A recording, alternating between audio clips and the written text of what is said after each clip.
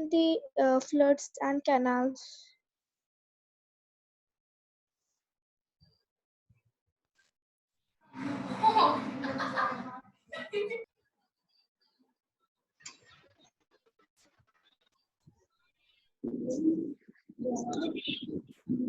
Hello. Hello. हाँ, तो मैंने नहीं बताया है क्या कि साउथ में किस तरह का इरिगेशन था? Ma'am, in the region, the embankments has to build to prevent no the बेटा, केवल इरिगेशन की बात चल रही है, और इरिगेशन में उनके पास तीनों तरह का था। Canal irrigation, they used to build canals for irrigation, they used to dig wells, and they used to maintain tanks for collecting the rain water. तो वो लोग टैंक भी बनाते थे ताकि रेन वाटर को कलेक्ट कर लें, जो मैंने लास्ट क्लास में किसी ने रेन वाटर हार्वेस्टिंग का एग्जांपल दिया था।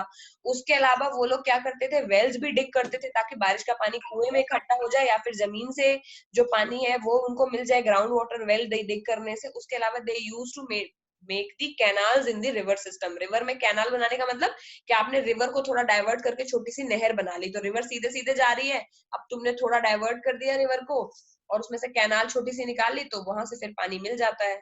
समझ गए? तो वो कैनाल बना लेते थे और टैंक बना लेते थे और वेल बना लेते थे। Yes ma'am. आई थिंक ये 7th का एग्जाम्पल है। तो 7th में वो ये है कि साउथ या तमिल रीजन में इरिगेशन कैसे होता था। तो 7th का एग्जाम्पल ये है, इन तमिल रीजन 3 टाइप्स। पहला है कैनाल इरिगेशन। गाना कौन गा रहा है? उसके अलावा है डिग वेल्स, और फिर तीसरा क्या है, टैंक इरिगेशन। और टैंक इरिगेशन के ब्रैकेट में आप क्या लिखोगे, टू कलेक्ट रेन वाटर। किसको समझ में नहीं आया? ये सब लोग चोलाल लोग करते थे। अब वो कैनाल कैसे बनाते हैं, एग्जाम्पल के तौर पे मान लो ये रिवर जा रही है, तुमने रिवर के बीच में से यहाँ पे थोड़ी सी मिट्टी से नहर टाइप की बना दी, और वो वाला जो पानी है वो यहाँ डाइवर्ट होकर के अपने ये तुम्हारा आसपास जो फील्ड है उसको तुमने इरिगेट कर लिया। तो जो रिवर होती है उस रिवर में से हम लोग बहुत छोटी छोटी कैनाल्स निकाल लेते हैं। कैनाल मतलब रिवर में माउथ बना देना, रिवर में थोड़ा सा छेद कर देना, तो पानी आराम से एक और डायरेक्शन में बहने लग जाएगा। ठीक है, तो ये कैनाल बनाने का सिस्टम भी वो लोग कर लेते थे। समझ में आया कि नहीं? एक एक मैं क्वेश्चन समझा रही हूँ, अब अगर वर्कशीट देने वाली हूँ, अभी अगर ढंग से नहीं लिखा होगा ना, फिर देखो मैं कोरोना में भी घर घर आके पीटूंगी तुम लोगों को। इतने में डाउट है किसी को? बताओ Yashovardhan, Hemang, any doubt? No. Okay. उसके बाद अगला क्वेश्चन है, तुम लोग खुद मुझे बताओ, what are the activities associated with the Cholas empire. Chola लोग क्या क्या एक्टिविटी करते थे? Ma'am, Chola's temple. Cholas, activities of Cholas empire.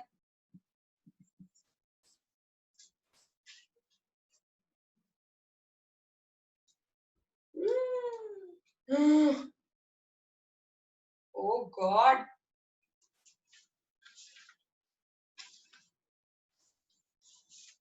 साक्षी तुम बताओ, चोलास लोग क्या क्या एक्टिविटीज करते थे?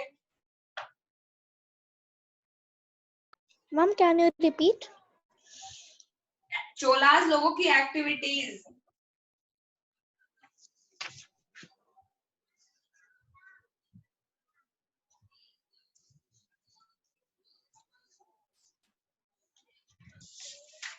मतलब क्या क्या चीजें थी जो वो लोग कर लेते थे बेटा?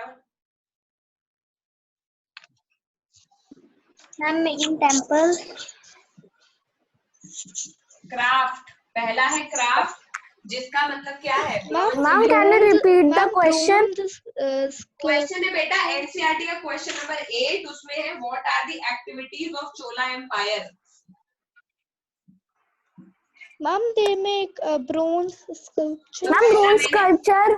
यस, तो क्राफ्ट एंड आर्ट, आर्ट और क्राफ्ट, या यहाँ पे स्कल्पचर लिख लो, उसमें आएगा ब्रॉन्ज इमेजेस बनाते थे वो लोग।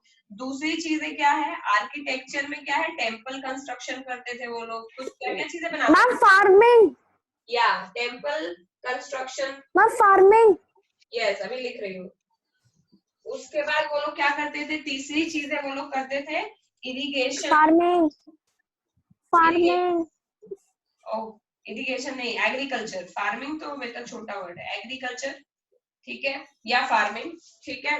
और इरिगेशन में हर तरह का वो लोग करते थे, एग्रीकल्चर, ठीक है। गुड एग्रीकल्चर था ना उनका।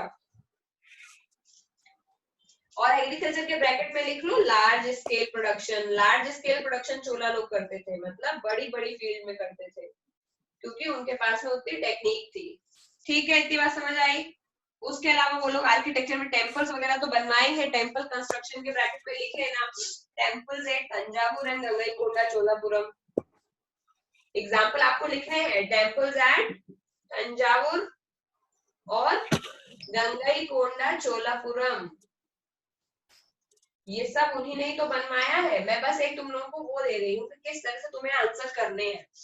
यहाँ पर रटवा के लिखवाऊंगी थोड़ी ना मैं। I am just telling you कि how you have to approach question. खुद से लिखना सीखो, एक एक चीज पॉइंट में यहाँ पे डिस्कस कर रही हूँ, ताकि ये ना लगे कि हमको क्वेश्चन लिखना नहीं मैम है। ये कॉपी में लिखना है?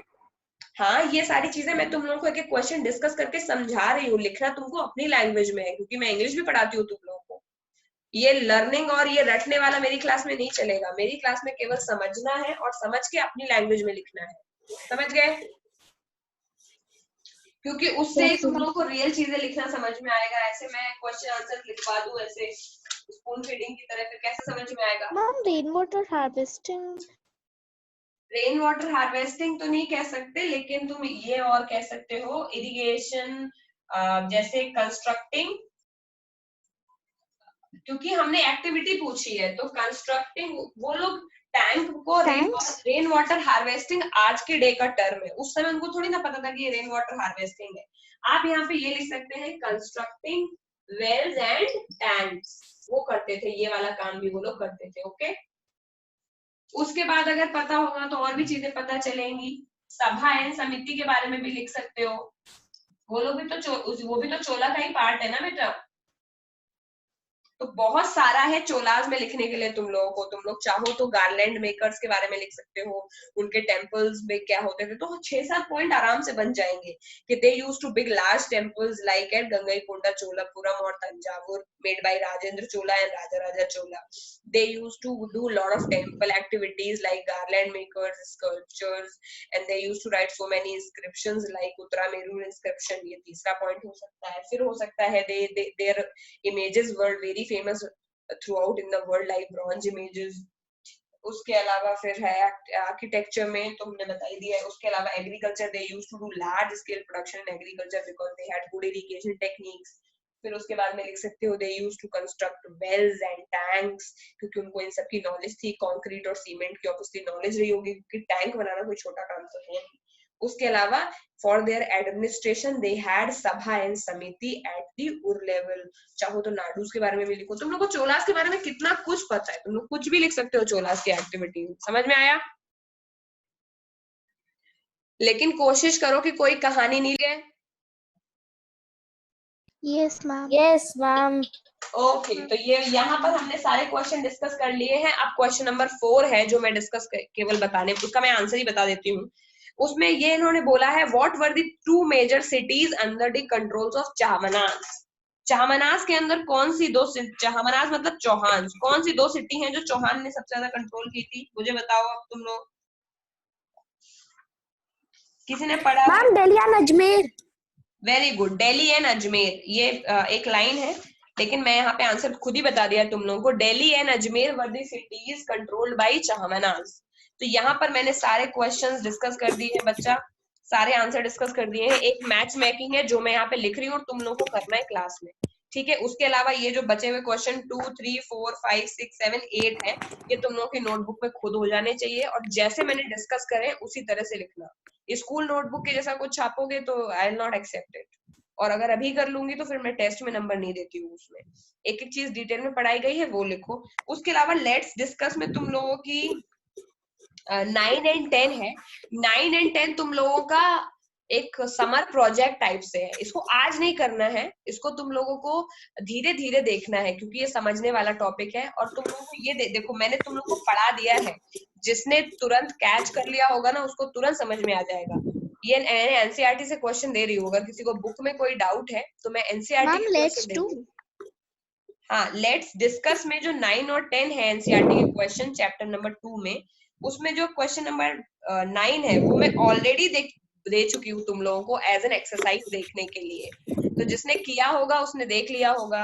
उसमें क्या है, look at the map 1 and more and find out whether there were any kingdom in the state in which you like. तो कुल मिलाकर के तुम लोगों को जो मैप नंबर 1 है उसको देखना है और आज के इंडिया के मैप से कंपेयर करना है। तो दो काम है, आज का इंडिया का पॉलिटिकल मैप रखो जिसमें स्टेट्स बने हैं, और उस समय का ये वाला मैप रखो और उसको कंपेयर करो, चाहमनास कहाँ पर थे और चौहान।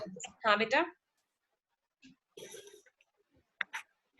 मैम मतलब इसमें लिखना है कि जो भी हमें जो भी अच्छी सिटीज लगती है कि उनमें कौन कौन से किंगडम थे पहले। यस, यही करना है। तो कुल मिलाकर के आपको आज के इंडिया के मैप से इस मैप को कंपेयर करना है और उनमें जो सिटी आपको पसंद है आज की डेट में इंडिया में, और इस वाले मैप से देख करके ये देखना है कि उस टाइम पे वहां पे कौन सा एम्पायर था। तो इससे तुम्हें जो है मैप के बारे में बहुत अच्छी चीजें पता चलेंगी और ये अच्छी एक्सरसाइज है, क्योंकि रटने से थोड़ा आगे बढ़ते हैं एसएसटी में। केवल क्वेश्चन आंसर रट लेना काफी नहीं है। अभी तो समर वेकेशन है, यू शुड बी एंजॉयिंग कि जहाँ पे आज हम रह रहे हैं पहले वहां पे कौन सी किंगडम होती थी। And believe me, long term के लिए बहुत अच्छा है, लॉन्ग टर्म के लिए बहुत ही अच्छा है, बिकॉज कोई भी कॉम्पिटेटिव एग्जाम है उसमें एसएसटी आती है।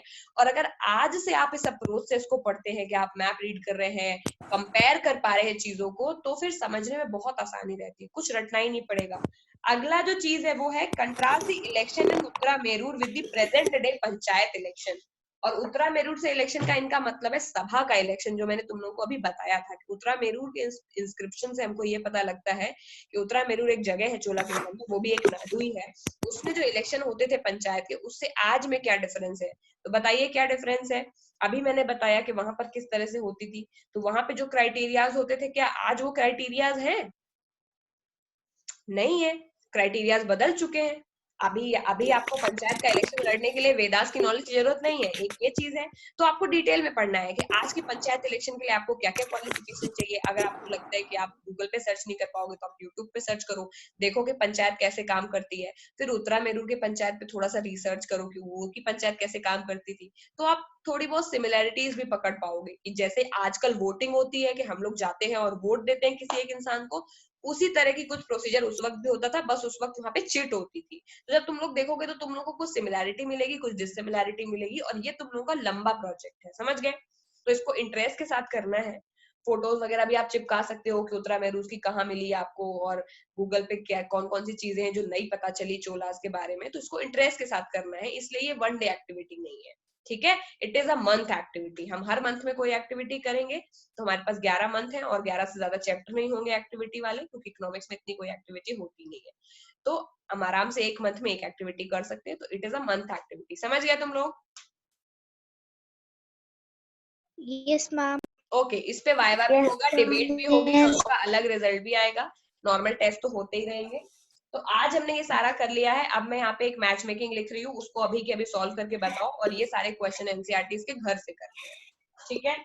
चलो, जिसको पता है उसने देख ही लिया होगा, एनसीईआरटी में मैच मेकिंग लिखी है, वही मैच मेकिंग देने वाली हूँ।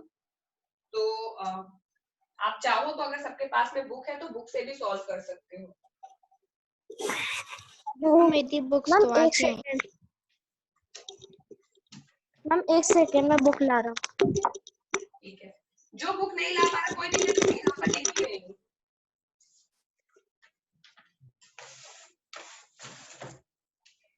एक तरफ मैच मेकिंग में लिखा है Gujjar प्रतिहाराज,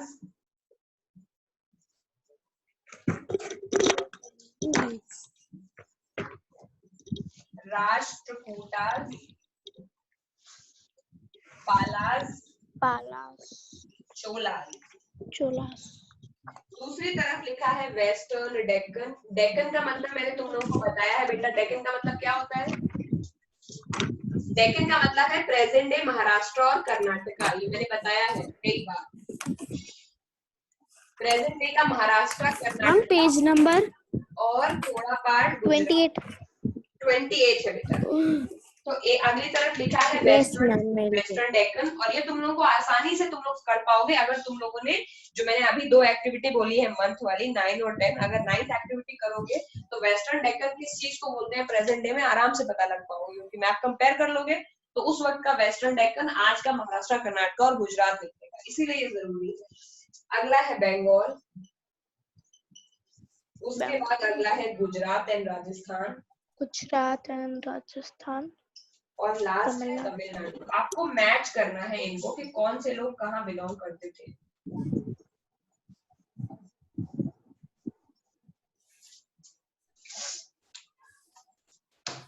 so obviously map number 1 में इसका आंसर है, जो बुक में मैप नंबर 1 बना है वही इसका आंसर है, जो मैंने बहुत पहले रेफर करने को दिया था कि मैप नंबर 1 सब लोग देख के आना एक बार, उसी में इसका आंसर है।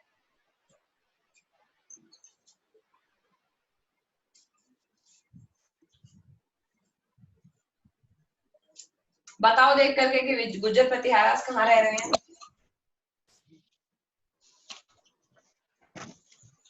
Rajasthan. Yes, Gujjar Pratiharas are in Gujarat and Gujarat and Rajasthan, Rashtrakutas, Rashtrakutas कहाँ पे, आंसर बताओ। Ma'am western Deccan.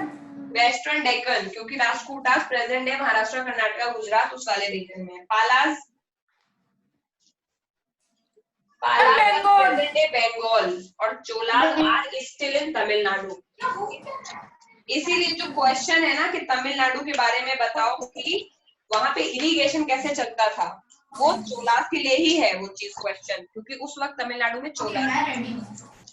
सबको समझ आ गया? Yes, ma'am. ओके, तो आज के लिए हमारी एक्सरसाइज भी हो चुकी है, हमारा चैप्टर भी हो चुका है। नेक्स्ट क्लास में मुगल्स के दिल्ली सल्तनत के बारे में पढ़ना शुरू करेंगे। ओके, देखती हूँ मैं, हो सकता है कोई और सब्जेक्ट भी शुरू करूं, बट फिलहाल दिल्ली सल्तनत ही है नेक्स्ट क्लास। चलो फिर आज के लिए इतना ही, बाय बाय। होमवर्क वही है ना बेटा, सेकंड मैंने फर्स्ट क्वेश्चन कराया है, 2nd to 8th और 10th आपका होमवर्क है। 2nd to 10th is your homework, जिसमें 9, 10th मंथ एक्टिविटी है, उसको तुरंत नहीं करो, आराम लेके करो, और 8th तक तुरंत करना है, ठीक है? Okay, bye bye. Bye.